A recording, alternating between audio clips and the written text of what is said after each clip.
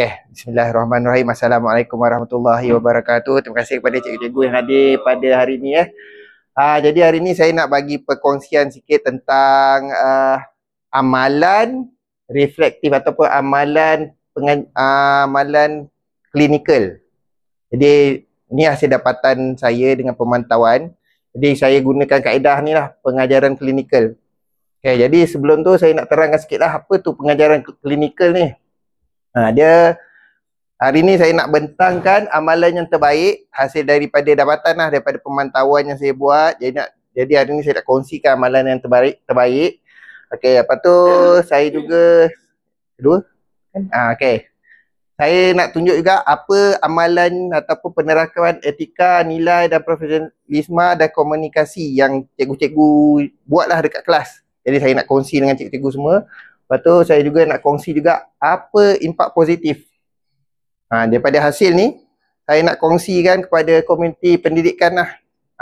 Komuniti pendidikan tu guru-guru lah, guru-guru, warga-warga, staff. Dia nak kongsikan lah dengan ibu bapa lah.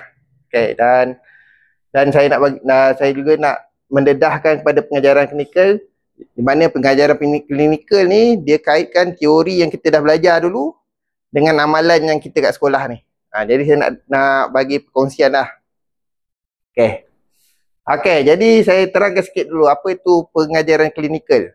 Jadi secara ringkas dia adalah bimbingan.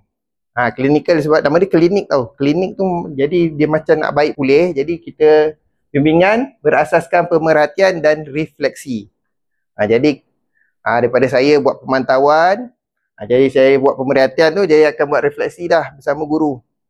Okay, lepas tu pengajaran klinikal juga dia gabungkan teori pendidikan dengan amalan pengajaran sebenar. Jadi kita kaitkan teori yang kita dah belajar sebelum ni dengan amalan dekat kelas. Jadi untuk apa? Supaya membentuk identiti dengan kompetensi guru. Gurulah. Tapi kita berfokuskan pada guru pelatih. Tapi tak sebenarnya guru pelatih, guru semua pun terlibat juga. Nak baik untuk kita panggil penambahbaikan. Okey, seterusnya. Hasil dapatan yang saya buat hasil dapatannya yang pertama saya boleh nampak hubungan bimbingan ialah berasaskan kepercayaan. Jadi hubungan bimbingan ni antara guru, pembimbing dengan guru, dia kenalah berasaskan kepercayaan. Okey.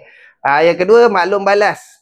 Hasil pemantauan kita akan buat daripada dapatannya kena buat maklum balas lah dan bersandarkan bukti. Kita bukan maklum balas saja, kita kena sertakan bukti. Bukti yang buat di kelas lah. Okey. Lepas tu refleksi kendiri berterusan. Maksudnya refleksi ni kita kena berterusan lah. Sentiasa kita baik pulih diri. Jangan stop, dah bagus kita stop, tak. Kita kena berterusan. Dan yang terakhir, nilai profesional dan etika. Jadi masa melaksanakan pengajaran tu, kita kenalah ada terak-terakkan nilai-nilai profesional dengan etika. Terutamanya semasa dalam kelas tu, kita buat pentafsiran. Dekat situ kena ada nilai kejujuran. Kita tak boleh lah nilai berasaskan air muka tu, tak ada lah. Okay. Ini hasil dapatan lah. Okey, ini antara amalan terbaik. Amalan terbaik lah saya nak kongsikan. Apa ciri-ciri amalan yang terbaik tu? Yang pertama, ciri-ciri dia mesti ada dialog dua hala. Antara guru pembimbing dengan guru. Mesti dialog. Jangan guru pembimbing je, dia tak ada maklum balas, dia kena ada dua hala. Mesti ada dua hala lah. Mesti bagi pendapat antara satu sama lain. Tujuan dia ialah untuk membantu guru pelatih ni analisis sebab dan tindakan. Tindakan dan sebalik daripada tindakannya. Jadi mereka tahulah ni. Mereka tahu kenapa macam ni, kenapa macam ni. Tak adalah kita bagi je. Dia kena ada soal jawab. Kenapa? Okey. Seterusnya, ciri yang seterusnya next man. Okey. Penilaian berasaskan bukti. Jangan kita sebagai guru pembimbing ni, kita kena ada bukti lah. Jangan kita main sebut-sebut, kita kena asal bukti, kita tunjuk apa bukti je. Jadi guru tu boleh ambil maklum lah apa penambahbaikan dia boleh buat. Jadi Antara yang kita boleh buat bukti, kita boleh buat rakaman ataupun catatan. Kita maklumkan, kita dah lepas kita buat pemantauan, kita tulis kat situ, kita maklum kat dia, kat guru yang kita bimbing tu, apa kelemahan, kebaikan dia supaya dia boleh refleksi, dia boleh tambah baik. Lepas tu, ciri-ciri yang seterusnya, mestilah menyokong self-evaluation dengan growth mindset. Maknanya, pantau ni bukan sekadar nak bagi markah. Jadi kita buat pemantauan ni mesti ada, dia boleh, kita panggil dia boleh nilai diri sendiri. Guru tu dia tahu apa yang dia lemah, apa yang dia kuat. Lepas tu mestilah lepas pemantauan tu dia ada perkembangan. Bukan sekadar dapat markah, lepas tu tak ada apa-apa. Dia mesti ada perkembangan. Daripada penilaian tu, guru tu mestilah berkembang.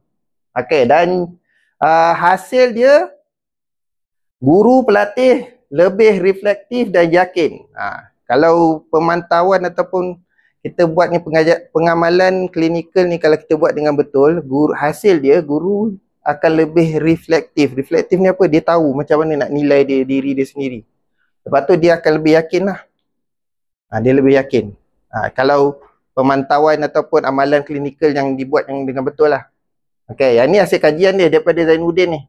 Dia kata, menyokong bahawa pembimbingan berasaskan reflektif membantu guru pelatih menyesuaikan diri dengan situasi bilik darjah sebenar serta meningkatkan kemahiran komunikasi profesional. Ini kajian daripada Zainuddin. Dia membuktikan kalau amalan klinikal ni kalau kita buat dengan betul, kesan dia guru lebih yakin. Okey, seterusnya. Okey, yang ini etika dan nilai yang hasil dapatan saya. Yang pertama, integriti. Maksudnya, dalam maklum balas tu hendaklah jujur dan berasaskan data. Jadi, bila kita buat dapatan tu, mestilah kena ada bukti. Bukan sekadar bagi je. Mesti ada bukti. Okay, seterusnya, mesti ada empati. Lepas tu, kita hormatkan keunikan setiap guru. Setiap guru ni lain-lain. Dia ada setiap guru ada kemahiran dia lain. Kita tak boleh samakan dia. Ada guru dia mahir ICT. Kita nilai di situ. Ada guru dia tak lemah, dia lemah ICT tapi dia hebat bahagian teknik penyawalan. Jadi kita kena ada empati dah. Maknanya kita tengok dia punya kelebihan bukan dia punya kelemahan. Okay, seterusnya accountability, maknanya kena adil. Waktu guru buat amalan klinikal ni, buat pemantauan, kenalah adil. Jangan disebabkan kita rapat dengan dia, markah dia tinggi. Tak adil pula pada guru yang lain, dia bagus tapi sebab kita tak rapat dia, kita bagi markah dia rendah. Okay, yang seterusnya tanggungjawab. Maknanya sebagai guru yang menilai, okay, guru penilai ni termasuk ketua panitia ataupun guru mentor, kenalah melindungi kerahsiaan. Bukan kita dedahkan kata bagi tahu dia ni macam mana, kita kena simpan. Itu antara guru pembimbing dengan guru tersebut. Jadi jangan dedahkan markah dia. Okey, seterusnya. Okey, hasil daripada dapatan juga kemahiran komunikasi. Lepas tu strategi efektif dalam bimbingan. Okey, dalam bimbingan yang pertama mesti ada feed up, feedback dan feed forward. Maknanya dalam melaksanakan PDP dalam kelas, pertama dia ada fasa dia. Fasa pertama feed up tu. Feed up tu apa? Maknanya guru memberi memberi maklumat kepada murid. Tu yang pertama. Fasa yang kedua, feedback. Hasil daripada aktiviti tu, kita minta feedback daripada murid. Mana kita dapat. Lepas kita buat PDPC, kita tanya balik, kita refleksi dengan murid apa yang dia dapat. Okay. Yang ketiga, fasa yang terakhir, feed forward ni maksudnya hasil daripada kita buat refleksi dengan murid tu, kita tengok balik penambahbaikan yang kita boleh buat. Itulah 3 fasa dia. Okey, seterusnya dialog sokongan dan tidak menghakimi. Yang ni maksudnya bila kita buat berdialog, mestilah memberi sokongan. Bukan kita hakim dia lah, kenapa lemah, kenapa ni. Kita bagi dia sokongan. Bukan kita merendahkan dia, tapi kita bagi dia semangat supaya untuk dapat menambah baik diri lah. Seterusnya bahasa kenalah positif dan nada empatik. Dan yang terakhir, Maklum balas, seperti yang saya kata tadi, mestilah berasaskan bukti dan membina. Inilah ciri-ciri dia, kemahiran dia dalam melaksanakan klinikal ni. Okey, seterusnya. Okey, implikasi. Apa kesan dia kalau kita laksanakan klinikal ni dengan baik, dengan betul? Pertama, kepada guru pelatih ataupun guru baru, guru akan jadi reflektif dan yakin. Yang kedua, boleh meningkatkan empati pedagogi dan kesediaan profesional. Yang ketiga, amalan etika dan tanggungjawab sosial sebagai pendidik. Ini kesan-kesan dia kepada guru pelatih ataupun guru-guru baru. Yang kesan kedua kepada komuniti pendidik. Semua guru lah ni, warga-warga pendidik ni. Pertama, dia boleh mengukuhkan budaya kolaboratif antara pembimbing dengan pelatih. Bila kita amalkan ni, mana hubungan antara guru pembimbing dengan guru tu, dia makin baik lah. Yang kedua, dia menyokong. Ni salah satu, bila kita buat tu, dia salah satu PLC ni. Ni salah satu aktiviti PLC. Yang ketiga, model bimbingan beretika dan reflektif. Sama macam tadi. Dia fokuskan pada etika dengan reflektif. Reflektif ni itulah maklum balas. Refleksi. Okey, rumusan. Okey, daripada ni rumusan dia. Amalan terbaik ni, keberkesanan pengajar klinikal berpaksikan nilai kemanusiaan. Macam saya kata tadi, dia mestilah empati. Mestilah beretika.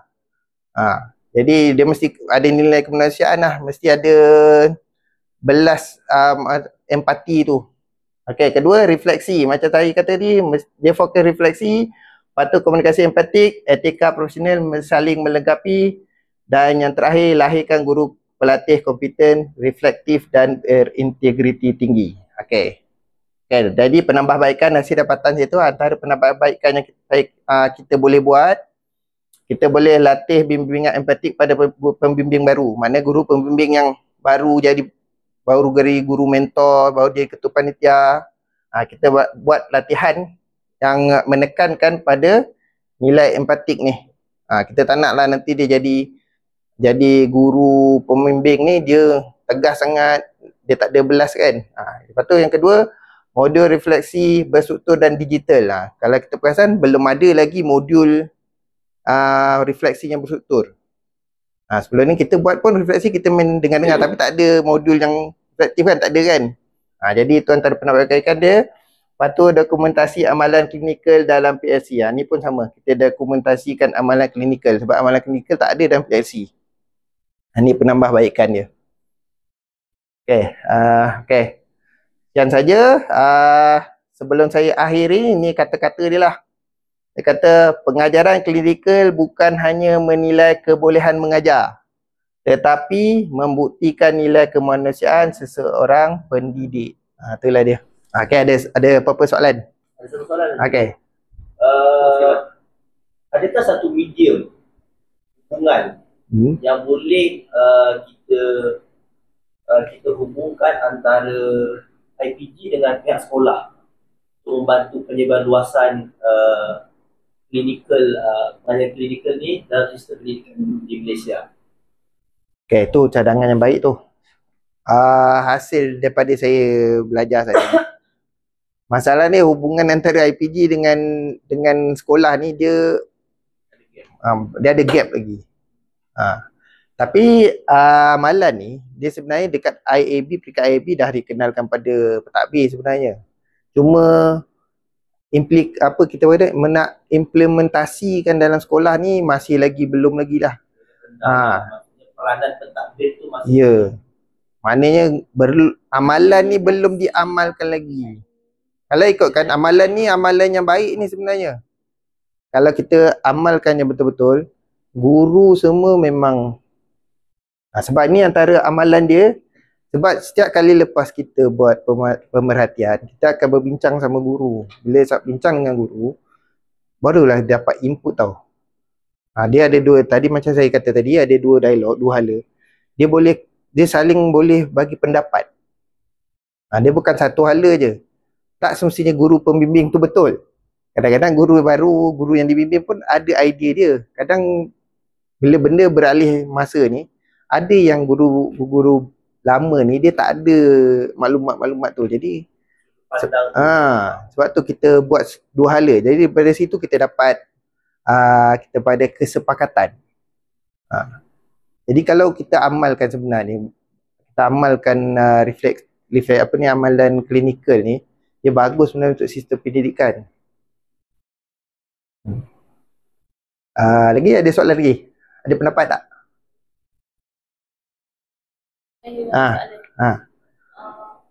Ada cara tak Cik nak bagi pihak pentadbir tu untuk amalkan Okey. method tu? Yang ni saya memang bercadang jugalah. Nanti saya akan buatkan satu sesi antara pentadbir ni, bagaimana nak laksanakan sebenarnya amalan klinikal yang betul dekat sekolah. Jadi barulah pentadbir ni tahu sebenarnya apakah langkah-langkah atau fasa yang perlu ambil dulu sebelum kita buat pemantauan tu. Sekarang ni kita banyak guna amalan lama. Kita ikut-ikutkan, kita waris tapi kita tak ikut. Yang ni antara amalan yang terbaik lah ni, klinikal. Sebab maksud dia klinik. Kalau kita faham klinik tu apa tujuan kita pergi klinik? Merawat. Jadi sebenarnya pemantauan ni kita nak rawat balik guru-guru. Kadang dia dah terlupa. Jadi waktu tu lah kita sesi penambahbaikan, mana kurang kita tambah. Ataupun kalau ada info baru, kita boleh serapkan dalam tu.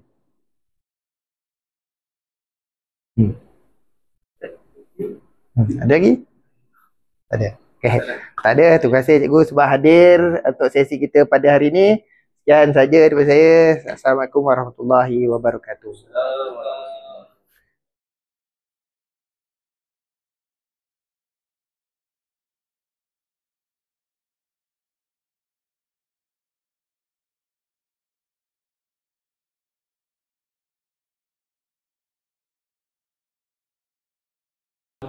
Dan selamat sejahtera. Cikgu-cikgu, pada hari ini saya akan lebih kepada perkongsian berkaitan dengan kita akan buat PLC. Perkongsian terutamanya bahagian refleksi pengajaran. Ada dua orang guru yang saya fokuskan dalam beberapa orang guru. Saya fokuskan kepada dua orang guru ni yang mengajar subjek sekolah dan juga subjek pendidikan jasmani lah. Jadi pertama sekali terima kasih untuk cikgu-cikgu untuk mendengar PLC perkongsian saya pada hari ini. Baik, sebelum tu saya tunjukkan sedikit video sepanjang pemerhatian saya, iaitu guru yang pertama guru prasekolah dan yang kedua ialah guru pendidikan jasmani. Jadi kita tengok dulu sekejap. Video ni agak panjang tapi saya akan ambil cut-cut mana yang penting dan boleh kita ketengahkan lah. Okay. Pertama video pengajaran cikgu prasekolah.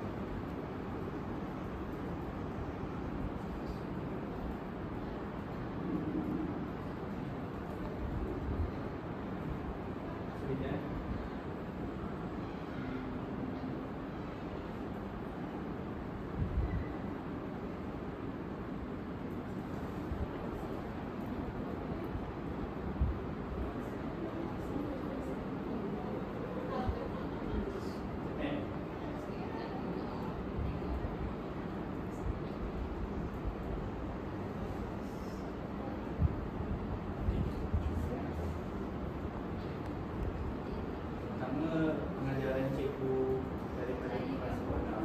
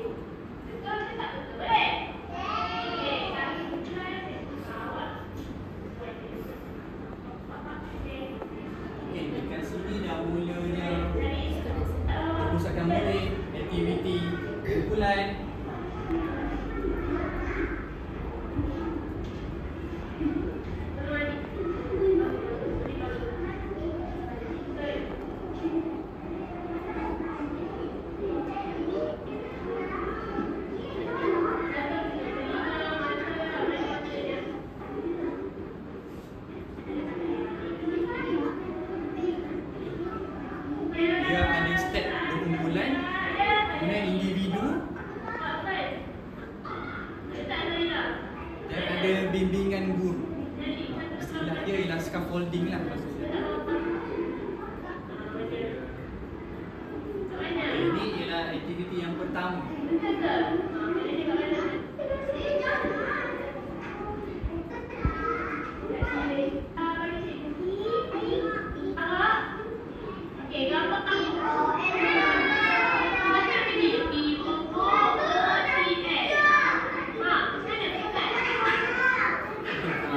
Bimbingan lah, bimbingan.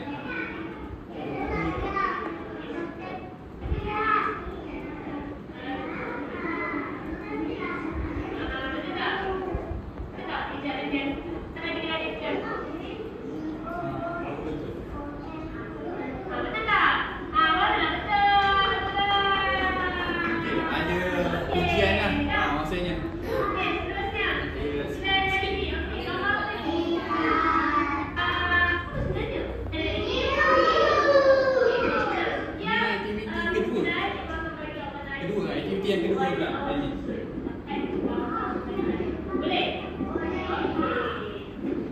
Yang kedua ni secara individu, setiap orang dapat saya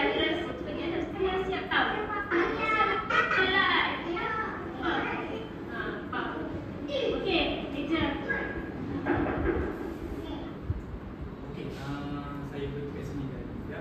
Okey, sebab dia sambungan. Okey, video yang kedua ni dia rangkai ini sekejap lah dalam 4 minit.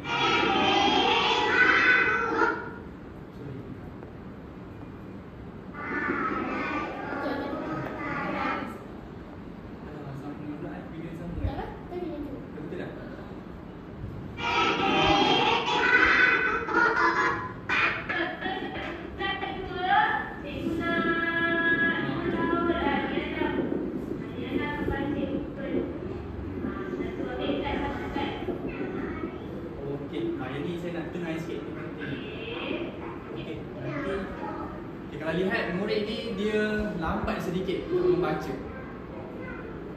Tapi kita fokuskan kepada guru tu lah. Apa pendekatan yang guru ni guna, iaitu guru tu cuba membantu.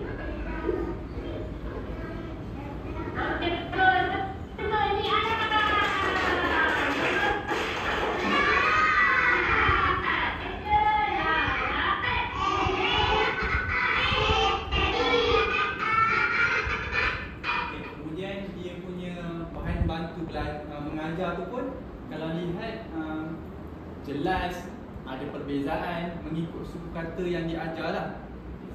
Saya rekat dulu.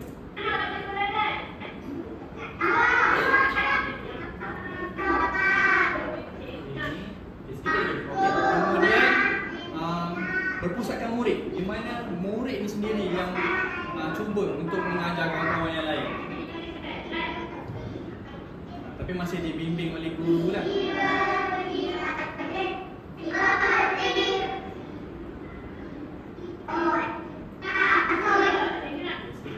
Okey, kemudian ada sebagai latihan, iaitu ada lembaran yang telah diberikan untuk dipuji lah kena nak lihat pentaksiran yang dibuat oleh guru ni melalui latihan bertulis.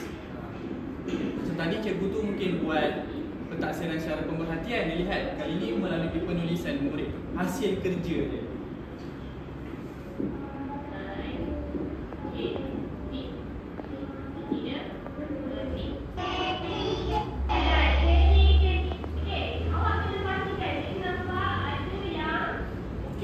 Ini dah masuk penutup lah, di mana guru ini cuba menegaskan kembali dan juga imbas kembali apa yang telah dia ajar. Kenaan tertutup tu dia tak berapa nak lagi. Jadi kena pastikan awak ingat bunyi T bunyi dia apa? Kebetulan kat situ. La dulu tak patut jadi lan lagi. Okey, saya teruskan sikit lah. Okay, saya berhenti kat sini. Okey, di mana penutup kepada guru ini, maka dia tak lupa juga untuk memberi latih tubi kerja rumah kepada murid-murid ini. Okay, itu untuk guru yang pertama lah. Okay, saya cuba analisis satu persatu guru ini.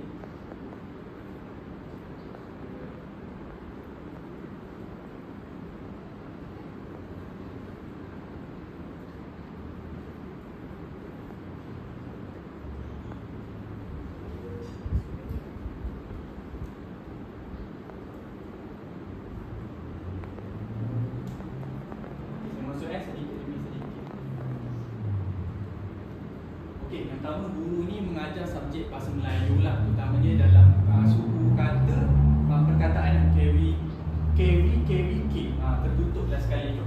Okey, yang pertama apa yang menariknya ialah guru ni dia menggunakan pelbagai media, terutamanya integrasi TMK lah pada masa sekarang, iaitu penggunaan video lah kalau kita dapat lihat tadi guru ni. Okey, seterusnya, okey, kalau kita lihat dalam seindaksi itu sahaja saya dapat perhatikan ada 3 benda yang boleh saya ketengahkan lah. Yang pertama, sambutan peribadi ni bermaksud sebelum guru tu memulakan pengajaran, dia bertanya dulu.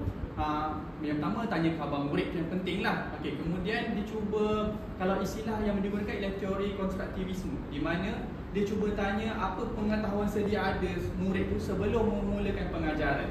Jadi kalau perkataan tu apa perkataan yang mudah dan dia mudah lihat dan mudah hafal lah, contohnya perkataan apa, meja dan sebagainya. Tapi yang tu dia upgrade sikit kepada contohnya perkataan kata, KVK. Kemudian penggunaan media digital, iaitu penggunaan YouTube tadilah. Kemudian kesan positif, di mana seindaksi yang dirancang dengan baik membantu murid bersedia untuk pembelajaran. Itu yang penting. Kemudian saya masuk kepada penyampai isi pelajaran, di mana guru ini juga ada penggunaan video, kemudian nyanyian dan juga suara yang jelas.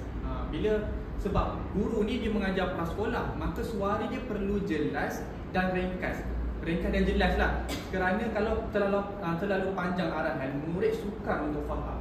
Kemudian lihat kepada saya tambah sikit. Tadi kalau cikgu dapat lihat ada objektif pembelajaran, di mana pentingnya untuk kita letak objektif tu supaya murid pun tahu apa yang dia akan belajar pada hari tersebut. Dan juga hasil pembelajaran ni kita nak lihat kepada tadilah, di mana guru tu ada buat pentaksiran melalui lembaran soalan yang bertulis. Maka guru tu dapat lihatlah sama ada murid tu dah capai ke belum apa yang telah ditetapkan dalam objektif lah. Kemudian dan juga reaksi murid tu guru tersebut mengambil kira lah.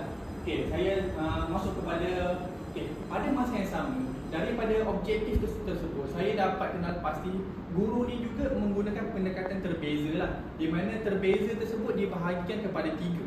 Yang pertama, cara pengajaran cikgu tu mungkin untuk murid yang aras tinggi macam ni, aras rendah begini. Kemudian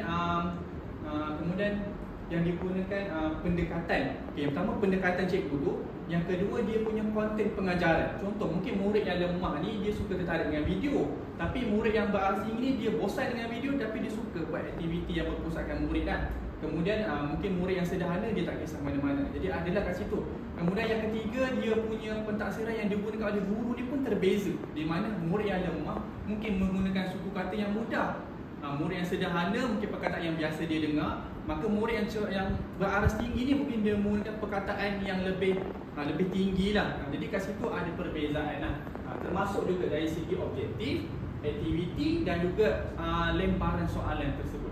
Okay, seterusnya, bimbingan dan penglibatan murid. Okey, disebabkan aras murid prasekolah ni pun berbeza, maka guru tadi pun memerlukan bimbingan lah, menggunakan scaffolding istilahnya. Kalau kita dulu belajar teori Levi-Kotsky dan sebagainya lah, dia ada 3 tahap bimbingan tu, di mana bimbingan guru tunjuk, kemudian yang kedua guru tunjuk, murid ikut, dan yang ketiga murid yang buat sendiri, guru hanya lihat. Jadi ada 3 benda ni memang guru ini mematuhi scaffolding bimbingan tersebut lah.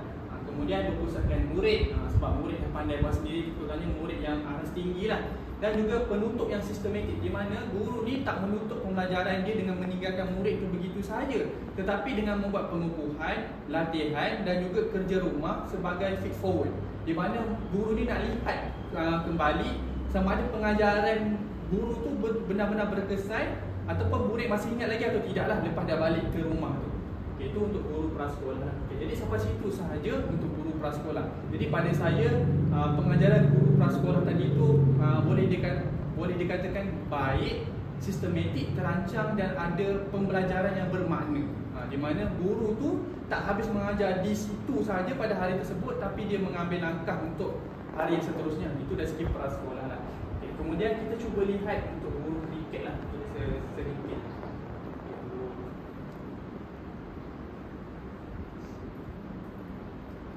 Yang guru kriket ni sedikit saja, ada beberapa minit.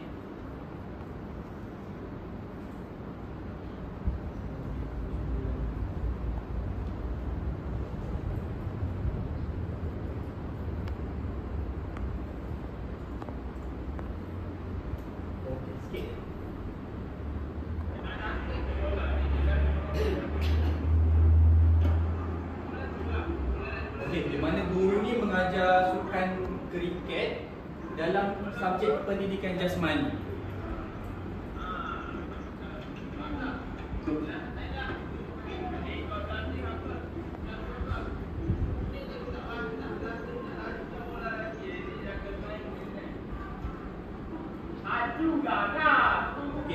Okay.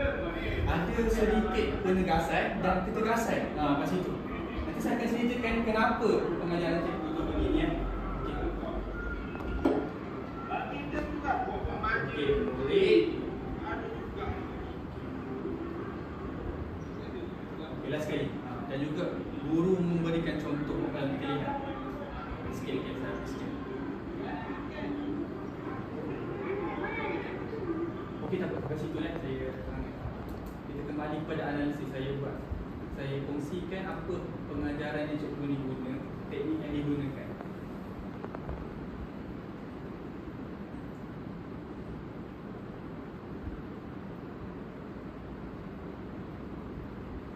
Okey, di mana pertama guru tadi mengajar subjek pendidikan jasmani, sukan kriket di Padang lah. Okey, di mana guru tu yang ada beberapa perkara yang saya cuba perincikan lah.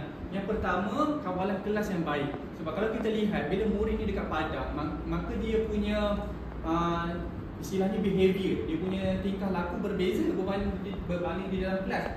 Jadi kalau kita dapat lihat tadi, guru tersebut dapat mengawal kelas dengan baik lah. Di mana tak ada murid yang mungkin bersia-sia ataupun buat perkara yang tak mengikut aturan dia lah. Okey, kemudian pada masa yang sama, arahan yang diberikan jelas, demonstrasi yang berkesan di mana guru tu menunjukkan contoh dahulu sebelum murid melakukan. Seterusnya penekanan keselamatan, di mana cikgu tersebut pun tak ketepikan keselamatan lah. Sebab bila berada di Padang ni ada benda yang perlu dijaga lah. Dan juga pendekatan yang tegas, namun menyokong dalam pengajaran kemahiran membaling tersebut lah. Walaupun cara pengajaran tersebut agak garang, tapi dia memang perlu sebab dia berada dekat Padang. Okey, saya pergi step seterusnya.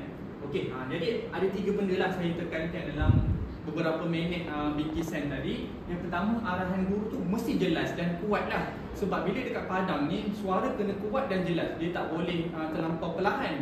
Sebab ada suasana yang kita perlu tekankan. Kemudian demonstrasi berkesan. Bila dekat Padang ni, mesti cikgu yang perlu memulakan contoh dahulu ataupun menggunakan murid sebagai contoh. Baru murid lain boleh guna berbanding di dalam kelas lah. Kemudian paling penting, bila dah luar daripada bilik darjah, keselamatan pun menjadi keutamaan lah.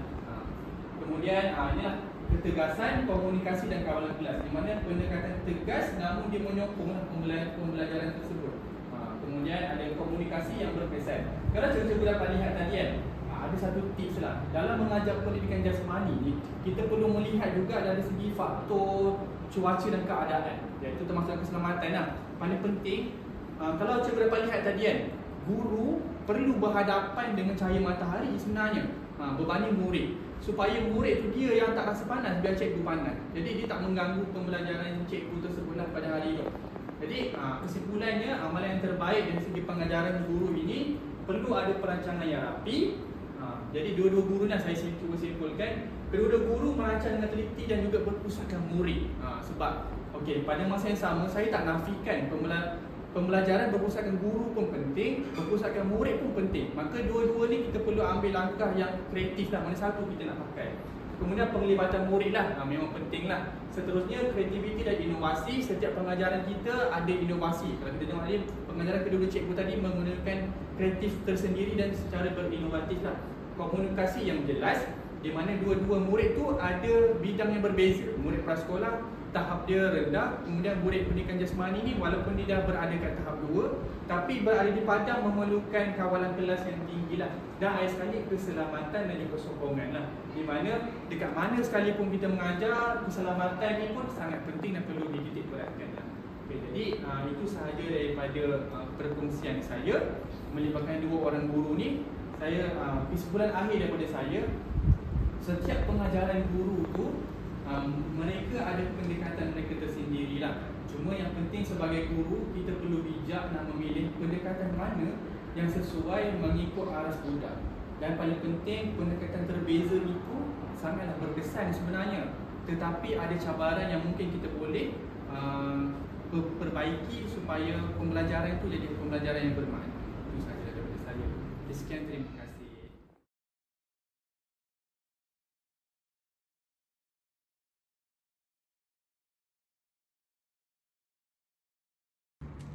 Okay, Assalamualaikum warahmatullahi wabarakatuh. Okay, cikgu-cikgu, hari ini saya nak share dapatan laporan refleksi pengajaran klinikal tugasan 2.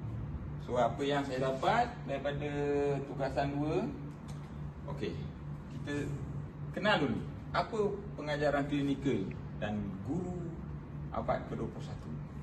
Okey, pengajaran klinikal gabungan teori dan amalan bilik darjah sebenar dengan refleksi berterusan dan bimbingan mentor. Mentor ni biasanya PK1 ataupun ketua panitia, dia akan observe guru-guru kan untuk tengok PDPC di dalam kelas.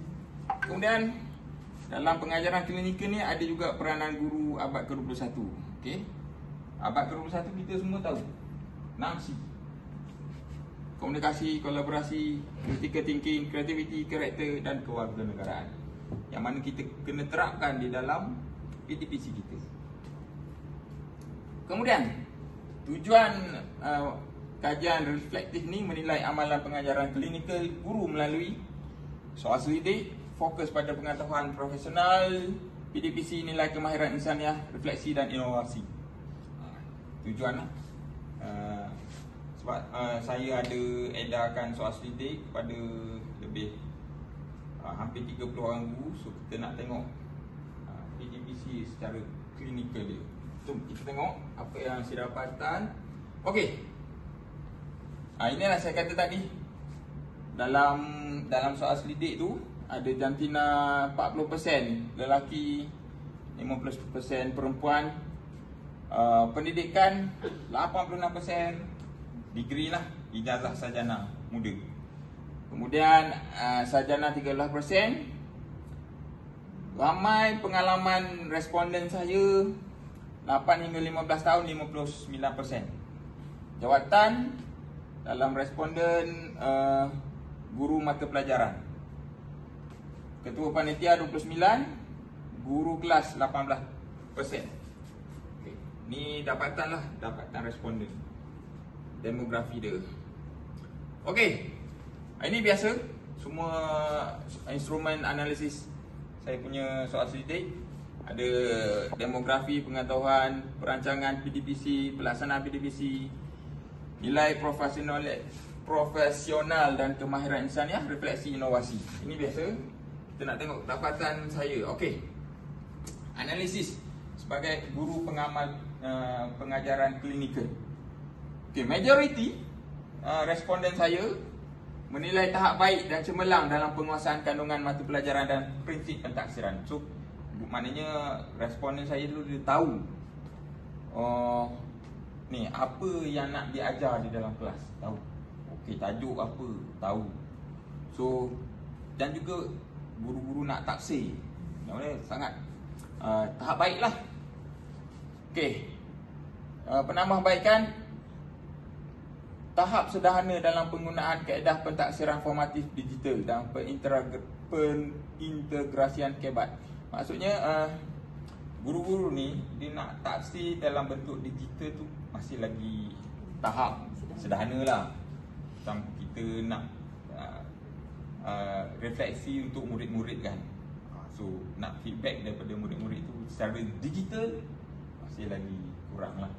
Amalan pengajaran klinikal untuk dapat feedback daripada murid-murid itu kurang. Okey.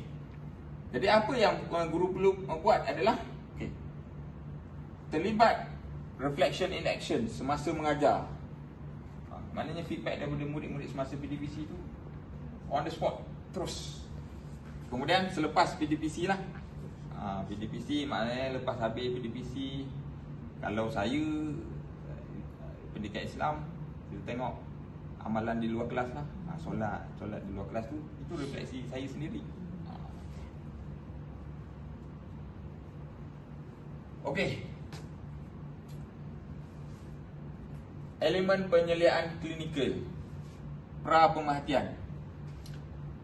Ini bukan guru pelatih lah. Dia yang dinilai.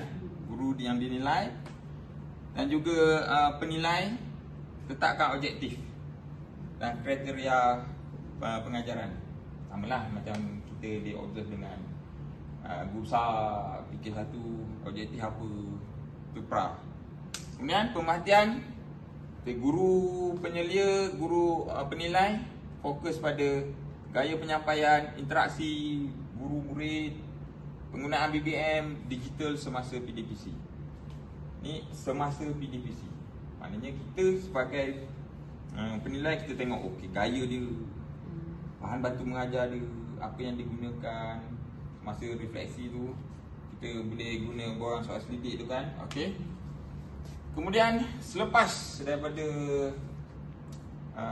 PDPC tu, pasca pemerhatian, maklum balas daripada guru penilai. Okay, kita respon lah. Okay, sepatutnya cikgu okay, bagus, adanya penggunaan digital komunikasi guru murid. Selepas tu kita berbincang sama-sama guru lah, antara penilai dan guru yang dinilai. Okay.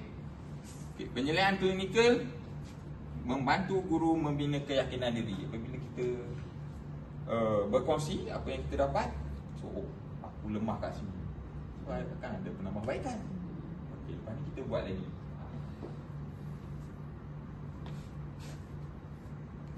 Okey, dalam pengajaran klinikal ni, seperti yang saya sebut tadi, amalan abad ke-21, bahagian refleksi dan inovasi pola sederhana. Ada amalan ni, tapi masih lagi terhad lah. Sama juga inovasi dalam PDPC masih lagi terhad. Guru berjaya mengamalkan ciri-ciri PAK 21, terutamanya komunikasi.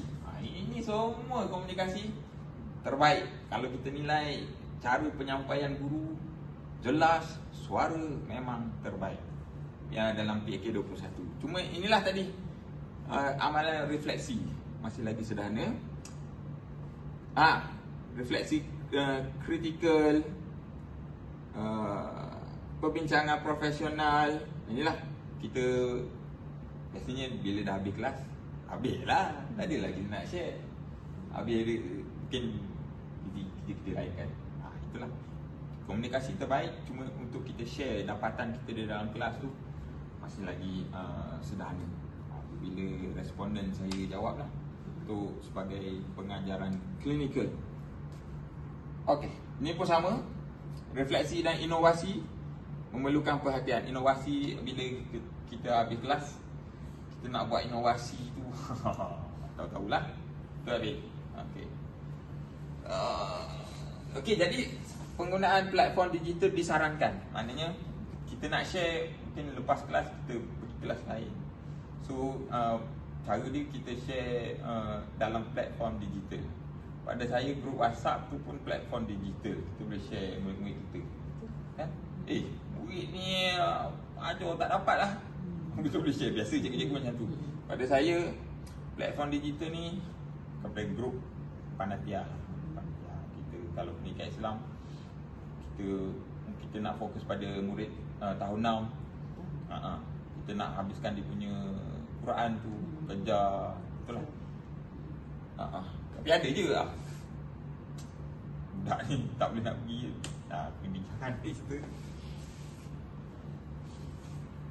Okey, ini dalam soal selidik saya ada share pendapat lah, antara pendapat responden saya.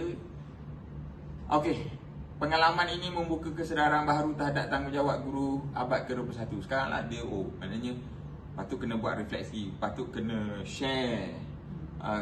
Bukan hanya pada kandungan dalam kelas. Betul tak?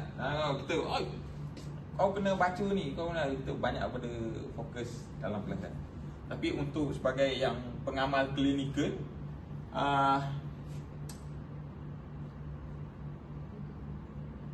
tetapi pada cara ia difahami dan diaplikasikan murid.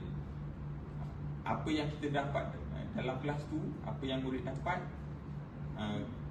kita share, kita ambil, buat refleksi. itulah guru ini responden punya pendapat lah. Saya menyedari bahawa inovasi PDPC adalah cabaran utama. Betul lah. Inovasi pada dia untuk buat kita kat sekolah suruh buat inovasi. Bukan inovasi sangat. PLC kan. PLC pun sebab apa? Kekangan masa. Kita tak dapat lari guru. Kekangan masa. Banyak kerja. Saya pun nanti minggu depan pun banyak kerja. 7 tahun dah habis exam. Okey. Refleksi pasca PDPC untuk menilai strategi komunikasi integrasi nilai madani sekarang. Okey, pasca PDPC lah. Share refleksi itulah proses pembelajaran dua hala yang membina jati diri profesional ni untuk nilai madani sekarang ni.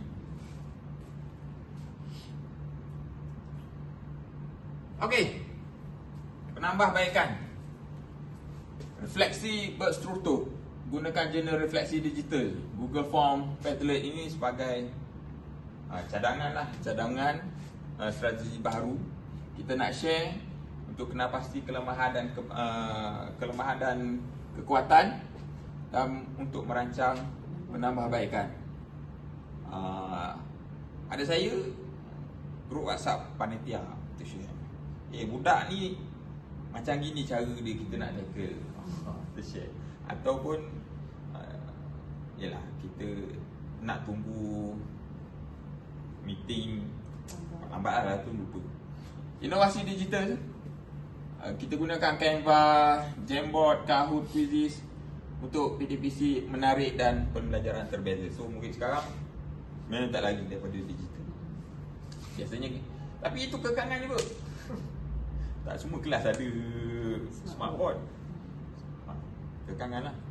PLC macam sekarang lah, yang saya buat, apa yang saya dapat daripada soal sikit saya share.